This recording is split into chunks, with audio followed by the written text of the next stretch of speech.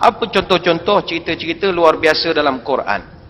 Saya ingin simpulkan cerita-cerita luar biasa dalam Quran ini dengan membawa kepada tuan-tuan malam ini petikan sedikit daripada kitab Fadailul Khamsah min Sihahis Sittah, jilid yang kedua, muka surat 291 sampai 300. Dalam kitab itu ada mencatatkan anekdot ataupun satu cerita pendek, dialog antara Khalifah Islam Sayyidina Umar Al-Khattab dengan 3 orang pendeta Yahudi.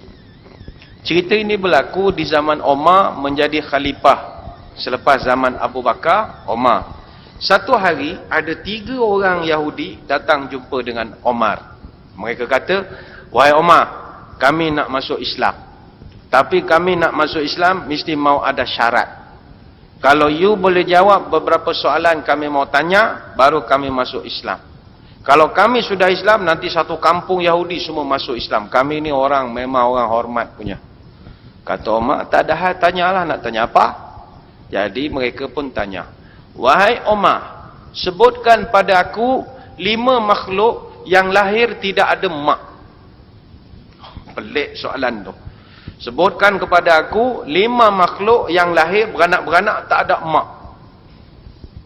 Umar Al-Khattab diam. Dalam hati Umar Al-Khattab dia tak boleh nak jawab. Sebab soalan ni agak mengelirukan. Tuan-tuan sendirilah cerdik pandai di sini dah lama dengar syarahan agama, baca kitab macam-macam. Apa 5 makhluk yang beranak tanpa mak? Pening juga kita nak menjawab. Pening Umar Al-Khattab nak cari jawapan itu. Tapi Umar ni akal dia panjang. Memang Nabi pun sebut Umar ni manusia cerdik. Kalau ada Nabi lepas aku, Umar lah orangnya. Mana dia orang cerdik.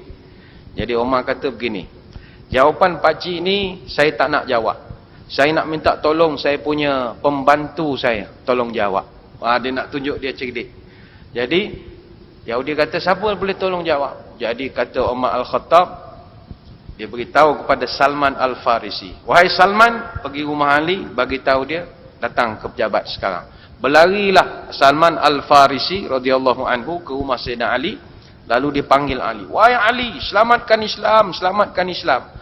Berlarilah Sayyidina Ali datang ke tempat Sayyidina Umar, lalu dia tanya, "Apa hal?" "Wahai Ali, ini 3 orang Yahudi mau tanya soalan. Anta tolong jawab bagi pihak kerajaan." Ini cerdik Umar. Lalu Ali bertanya, "No problem. Apa soalan mau tanya?" Jadi Yahudi tanya, Ali, sebutkan pada aku 5 makhluk yang tidak lahir daripada mak dia." Sebelum saya bagi jawapan yang diungkapkan oleh Sayyidina Ali, saya tanya jugalah pada tuan-tuan, apa 5 makhluk yang lahir tak ada mak? Mungkin orang secara spontan akan jawab, Nabi Isa alaihissalam. Nabi Isa ada mak, Maryam nama dia. Tapi ini makhluk 5 tak ada mak. Dia makhluk macam kita, bernafas, bernyawa, makan, minum, berketurunan, tapi tidak ada mak. Dia lahir tak ada mak. Dia tidak sambut Mother's Day. Mother's Day dia tak sambut. Dia tak ada mothers. Mother pun tak ada. Apa 5 makhluk ini? Ali radhiyallahu anhu lantas menjawab. Kata dia, ini soalan senang saja. 5 makhluk yang beranak-beranak tak ada mak. Itu 5 makhluk semua ada dalam Quran. Yahudi lagi pelik. Ada dalam Quran? Ya, kata Ali. 5 ada dalam Quran. Sebab anta minta 5, anak kasih 5. Kalau anta mau lebih lagi anak boleh kasih. Diam Yahudi. Wah, ini sudah bagus. Dalam Quran ada cerita makhluk tak ada mak. Lalu kata Yahudi, apa 5 makhluk yang lahir-lahir beranak-beranak tak ada mak? Kata Ali, makhluk pertama yang lahir tak ada mak, Adam alaihissalam. Nabi Adam confirm tak ada mak. Dalilnya boleh rujuk dalam surah Al-Baqarah ayat 30 sampai 38. Begitu juga surah Al-A'raf ayat 11 sampai 25. Begitu juga surah Yusuf ayat 28 hingga 29. Semuanya mencerita proses kejadian Adam alaihissalam tanpa ada perantaraan wanita pun. Diam Yahudi itu tadi. Yang kedua, kata Ali, makhluk yang lahir tanpa mak adalah Siti Hawa alaihissalam. yang disebutkan atau dirakamkan kisahnya secara eksplisit di dalam Al-Quran, Suratun Nisa ayat pertama dan surah Al-A'raf ayat 89. Cerita tentang Siti Hawa ini ada sedikit perselisihan di kalangan masyarakat, sebab ada yang tak bersetuju. Sebab kita tahu cerita tentang Siti Hawa dia dijadikan dari tulang rusuk kiri Nabi Adam AS. Ada orang agak cynical. Di kalangan ahli akademik pun ada yang tidak mempercayai cerita ini. Sementara lagi kepada NGO, kumpulan perjuang hak wanita ini, mereka tak bersetuju. Takkanlah Hawa dilahirkan dari tulang rusuk. Mana logik? Mana logik? Ini kita nak perbetulkan. Benda perkara pelik dalam Quran ni, jangan pakai logik. Kalau fikir pakai otak, gila kita nanti. Jangan fikir, bila tak boleh fikir lalu benda tu tak betul. Jangan. Benda pelik, jangan fikir dengan akal. Sebab otak kita ini ada had dia. Dia ada batas. Tak boleh fikir lebih pada itu. Asal lebih, gila. Gila. Asal lebih, gila. Dia jangan lebih. Sebab otak kita tidak besar mana pun. Tak boleh fikir banyak. Memang dari segi logik nak fikir macam mana perempuan lahir dari tulang rusuk. Mana boleh. Sebab awak fikir pakai otak. Tak boleh. Otak manusia mana kuat sangat. Banyak benda dalam dunia yang otak kita tak boleh selesaikan. Pesawat hilang tak boleh tahu kat mana. Tuan-tuan, otak kita sedang mana? Kita tak tahu. Panggillah orang cerdik macam mana pun di dunia ini. Tanya dia tentang teori MH370 hilang. Apa jawapan? Mana ada jawapan? Panggil pakar satelit, pakar navigasi, pakar airborne. Macam-macam pakar panggil. 3-40 tahun punya experience. Cerita dalam TV. Oh, kita kalau satelit dia ping pang, dia ping pang, Butterworth ping, Lok Semawi ping ping ping ping. Habis Datuk mai hilang kat mana? Wallahu a'lam. Tak tahu. Kita punya otak tak boleh pergi beyond. Sama dalam kes Siti Hawa, dia lahir dari tulang rusuk lah. Sebab benda ini dijelaskan dalam hadis riwayat Bukhari dan Muslim. Nabi SAW ada bersabda, Istausu bin nisa khaira. Wahai suami-suami, berwasiatlah ataupun nasihatlah isteri kamu dengan cara yang baik. Fa innal mar'ata khuliqat min dila'in. Sebab wanita itu mereka diciptakan dari tulang rusuk. Wa fi riwayatin al mar'atu kad dila'in. Dalam riwayat lain Nabi sebut wanita itu seperti tulang rusuk. Hadis riwayat Bukhari dan Muslim. Jadi kalau Nabi kita sebut wanita dicipta tulang rusuk lah. Tulang rusuk kiri. Itu sebab dikatakan orang laki-laki memang tulang rusuknya sampai sekarang yang belah kiri jumlahnya sedikit berbanding yang kanan. Nanti tuan-tuan balik masjid 9 lebih sekarang kira tulang rusuk sendiri. Kebiasaannya kurang pada hak kanan. Takdirlah sekarang tuan-tuan kira sama banyak. Subuh esok semayang sebelah. Jangan semayang sini. Pakai telekong lah. Jangan jadi orang lelaki. Sebab sama banyak. Ni dikatakan. Wallahu'alam. Baik itu orang Melayu kalau dia bersanding pengantin kan. Pengantin laki-laki duduk di sini. Pengantin perempuan duduk belah kiri. Sebab nak ambil sempena tulang rusuk kiri ini tadi. Kononnya lah. Wallahu a'lam. Tapi dalam hadis memang Nabi sebut wanita itu diciptakan dari tulang rusuk. Berpesanlah kamu dengan baik-baik. Iza aqamta kasartaha. Kalau kamu tak nasihatkan, dia akan sentiasa bengkok. Macam tulang rusuk, bengkok saja. Tapi kalau tak ditegur langsung, bengkok. Kalau tegur secara keras, iza aqamtaha kasartaha. Kalau kamu keras, dia patah. Itu perangai orang perempuan. Tapi tak boleh dibiarkan. Katalah isteri kita ada perangai-perangai dia yang kurang baik. Mungkin dia isteri yang taat, jaga anak, jaga rumah, jaga diri, jaga penampilan. Alhamdulillah. Tapi dia ada satu je masalah perangai dia gila beli handbag sebagai contoh. Handbag ni tiap-tiap bulan dia beli. Handbag second hand, handbag orang, handbag pasar malam, handbag internet. Dia gila handbag. Kita sebagai suami tegur. Sebab dia beli tu pakai duit kita. Jadi tegur. Cuma istausu khaira. Mesti cara elok-elok. Cakap elok-elok. Kalau kamu keras, merajuk dia nanti. Itu yang Nabi umpamakan. Wanita itu daripada tulang rusuk. Itu yang kedua, makhluk yang lahir tanpa ibu. Makhluk ketiga, kata Sayyidina Ali, yang lahir tanpa ibu adalah unta putih Nabi Saleh alaihi salam. Cerita Nabi Saleh ini cerita yang diceritakan oleh Allah banyak kali dalam Quran. Ada 72 ayat dalam 11 surah cerita tentang Nabi Saleh. Nabi Saleh ini dia diutuskan kepada kaum Samud. Kaum Samud ini Allah uji mereka kena jaga seekor unta. Unta itu dia keluar daripada celah batu. Warna putih, unta betina. Dia lahir tanpa mak. Dia lahir dari celah-celah batu. Dia ping, begitu saja dia keluar. Dia tak ada mak, tak ada apa. Jangan dipikirkanlah macam mana proses kedatangannya. Itu sebab benda pelik dalam Quran. Ping, begitu aja.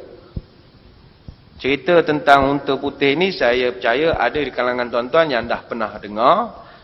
Mungkin ada juga first time dengar. Jadi kepada yang first time dengar cerita unta putih Nabi Saleh ini, saya kasih homework malam ini. Nanti balik rumah, buka surah Al-A'raf ayat 73 sampai 79, surah Hud ayat 61 sampai 68, dan surah Al-Qamar ayat 23 sampai 32. Ini kasih homework. Cuti sekolah kan kena ada homework. Kalau tak ada, tak study nanti. Itu makhluk ketiga. Makhluk keempat, kata Sayyidina Ali, yang lahir tanpa melalui mak dia adalah, yang ini tuan-tuan paling kenal dengan haiwan ini. Siapakah haiwan itu? Apakah haiwan itu? Ular yang terjadi dari tongkat Nabi Musa alaihissalam. Itu ular tak ada mak. Orang sini sebut ular. Itu ular tak ada mak. Banyak tu ain dia. Itu ular tak ada mak. Balik pada cerita Nabi Musa alaihissalam dan ularnya itu. Ada disebutkan dalam Quran cerita Nabi Musa. Antara cerita yang banyak diceritakan. 136 kali Allah cerita hal Musa dalam Quran. Nabi Musa dia punya tongkat. Tongkat dia itu bukannya tongkat Allah bagi. Tongkat tu tongkat dia. Nabi Musa ni orang yang pakai tongkat. Tapi ketika dia ditemuduga lah, kita panggil temuduga untuk jawatan jadi Nabi, Allah tanya kepada Nabi Musa. Kan Musa dia kelebihan dia boleh bersembang dengan Allah. Allah tanya pada Musa, Musa, pada tanganmu apa itu? Allah tanya tu, ini segi akidah, kita jangan ingat, takkan Tuhan tak tahu tangan Nabi itu ada apa? Tuhan tahu, tapi itu skill nak bersembang. Macam kita dengan anak cucu kita lah, pegang aiskrim. Adik, pegang apa tu? Takkan cucu nak kata bodoh betul ayah aku ni yang betul ke tak? Takkan aiskrim tangan. Bukan kita tak kenal. Itu macam skill bersembang. Jadi Tuhan pun tanya, apa ada di tanganmu wahai Musa? Oh, ini tongkat ya Allah. Tongkat. Wah, campak tongkat kau sekarang. Wa an alqi asaka. Bila dia campakkan tongkat, piup jadi ular. Itulah first time tongkat Nabi Musa jadi ular. Kali yang kedua jadi semasa bila? Semasa dia berlawan dengan tukang sihir Firaun. Tukang sihir Firaun bawa tali-tali yang macam-macam, magic, campakkan tali semua jadi ular. Nabi Musa dah macam ketakutan. Sebab dia bukan ahli sihir. Jadi Allah perintahkan Nabi Musa, wa an alqi asaka, campakkan tongkatmu sekali lagi. Bila dia campak, tongkat dia tiba-tiba berubah menjadi ular juga. Dan bukan sekadar ular biasa, nala anaconda punya ular, makan pula ular lain. Ahli saya kata, wow, ini bukan magic. Kami punya ular tak boleh makan. Sebab tali tak boleh makan, tak boleh minum. Tapi ini ular boleh makan. Wow, masing-masing sembah Allah. Ikut ajaran Musa. Firaun marah, bunuh semua tukang sihir dia. Untuk cerita lanjut, baca Quran. Surah Al-Qasas ayat 31. Komplit cerita tu dalam itu. Ini saya kasih homework je malam ni ya. Cerita pelik dalam Quran. Yang kelima, apa makhluk yang lahir tanpa ibu? Saya kira tuan-tuan pun dah mula nampak sedikit. Makhluk kelima yang lahir tanpa ibu, kata Sayyidina Ali, adalah kambing biri-biri yang disembelih oleh Nabi Ibrahim dalam peristiwa penyembelihan Nabi Ismail alaihi masalam. Cerita ini cerita paling masyhur. Sebab raya korban nanti berbuih mulut khatib membaca cerita ini dalam khutbah hari raya kita nanti. Nabi Ibrahim diperintahkan oleh Allah sembelih anak dia. Perintah itu sampai bukan pakai pos laju, bukan pakai kurier, dalam mimpi saja. Tapi dia kerana taat pada Allah, dia bikin dia punya arahan itu. Jadi bila Nabi Ibrahim meletakkan pisaunya di leher Nabi Ismail, ketika itu Allah dah standby kanlah pada pandangan kita kambing. Agak Jibril dah peluk dah kambing tu agaknya. Jadi bila pisau diletakkan, belum sempat ditarik, piup, digantikan dengan kambing. Itu kambing tak ada emak. Ping, dia jadi begitu aja. Tak payah fikir-fikir. Tak payah. Macam mana logik dia? Tak payah fikir. Fikir sakit kepala. Sakit kepala kalau fikir. Tapi balik kepada cerita Nabi Ibrahim ni tadi. Makhluk kelima yang lahir tanpa mak adalah kambing biri-biri yang disembelih oleh Nabi Ibrahim. Baik. Balik kepada cerita Ali. Selepas dia terangkan 5 makhluk ini, Yahudi ni terkesima. Yahudi macam tak percaya. Alamak, macam mana you boleh jawab? Saya tanya ni soalan saya tak tahu, you boleh jawab ikut Quran punya jawapan. Ini banyak, pandailah you. Ali berkata, uncle sekarang you sudah janji masuk Islam. Sekarang you masuk Islam lah, saya sudah jawab you punya soalan. Apa jawab Yahudi? Ini macam Ali. Kita mesti mau fair. Ini tadi soalan, saya tanya sama you punya bos. Saya ni betting bukan main-main punya betting mah. Ini betting masuk Islam mah. Kalau masuk Islam, ini cerita banyak kuat. Oh, banyak bahaya. Ini macam lah. Saya tanya you satu soalan, you jawab. Baru fair mah. Ali kata, okeylah nak tanya apa soalan saya jawab. Tapi you mesti janji masuk Islam. Ini mesti betul-betul masuk Islam punya. Baiklah Ali tanya, apa you mau tanya? Tanya sekarang. Yahudi ni tanya, wahai Ali, ceritakan pada aku kisah 7 orang pemuda tidur dalam gua 310 tahun. Tolong cerita sekarang. Ali ketawa. Kau. Ali ketawa. Yahudi tanya, Hamzah, you ketawa? Halo, ini soalan jangan tanya saya tau. Ini soalan saya pun tak payah jawab. You tanya itu budak kafar.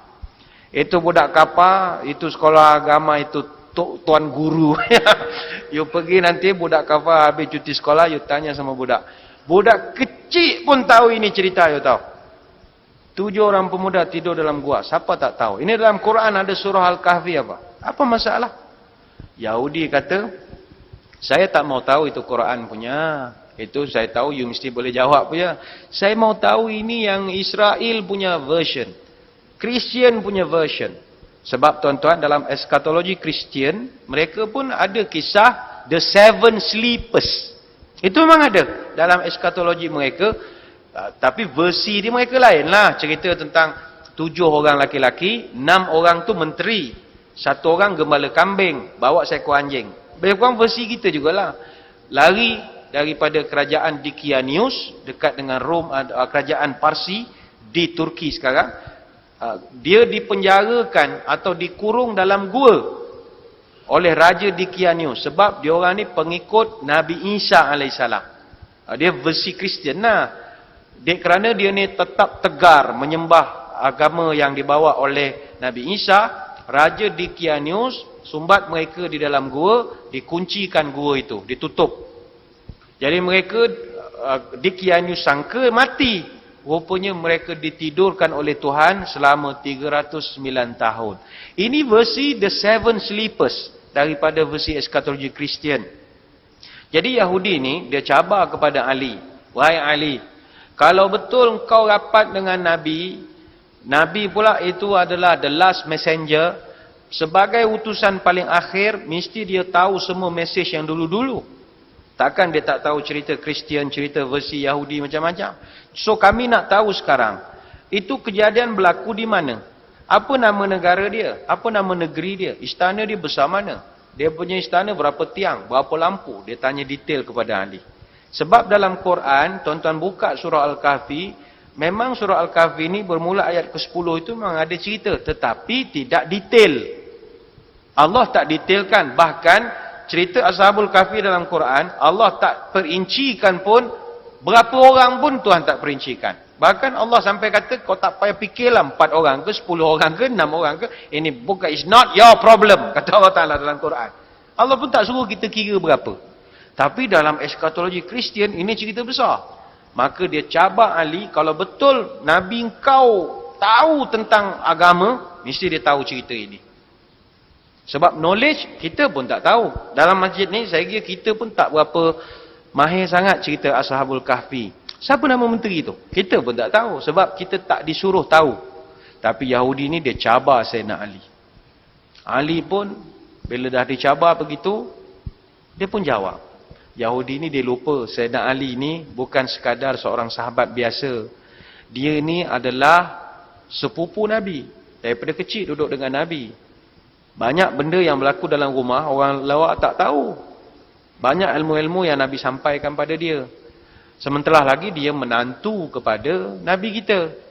Kita cerita kehebatan Ali ni bukan makna kita Syiah. Tak. Kita nak cerita Ali, dia ada tahap dia. Dia ada keistimewaan dia. Nanti lain tahun kita cerita pula Abu Bakar, Omar, Osman. Semua ada dia punya tahap legend-legend masing-masing. Tapi Ali, memang dia legend. Lalu Ali pun kata beginilah. Saya boleh jawab you punya soalan. Sebab satu ketika dahulu, Rasulullah pernah bercerita kepada saya tentang kisah pemuda-pemuda ini. Kata Sayyidina Ali, kisah ini terjadi di kota Efesus. Yang mana Efesus diperintah di bawah kerajaan Rom. Ketika raja dimangkat, datanglah seorang raja dari Parsi bernama Dicyanus. Dicyanus telah menjajah Efesus dan di sana dia telah mendirikan sebuah istana.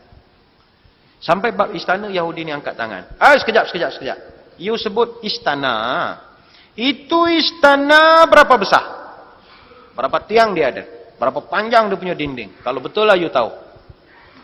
Jawab Ali, kekasihku Rasulullah pernah bercerita tentang istana. Istananya dibuat daripada batu marmar, panjangnya 1 farsakh, lebarnya pun 1 farsakh. 1 farsakh ni 8 km. Mana dari sini sampai mana Batu Peringgi, sampai Hard Rock ke mana ke? Sampai ke sana lah dia punya panjang istana itu. Lebarnya pun 8 km juga. Dan dalam istananya itu ada 1000 lampu dan ada 1000 tiang.